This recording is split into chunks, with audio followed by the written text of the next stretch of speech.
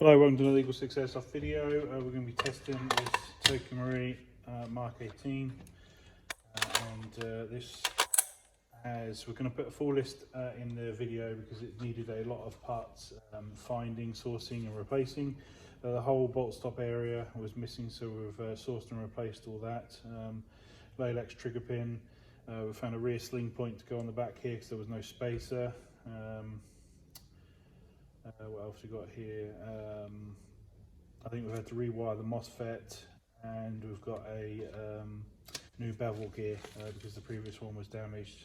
So yeah, we've replaced all those, and there's some optional parts we'll put in there, but basically gearbox spacer, charge handle spring, all the blowback assembly, dust cover, blowback rod, effectively they're all left off. So we're going to remove this little notch here on the side, and then that way this won't click close, because otherwise you won't be able to adjust your hop unit, as normally that's opened by the actual charge handle itself. But like I say, all that section is missing, as per your budget and your request.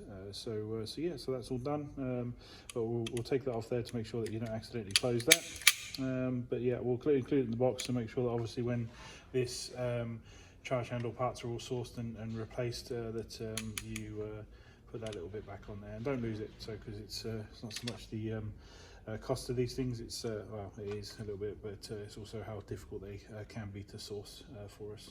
So, but yeah, that's we'll just demonstrate it working now. It's obviously 7.4 volt.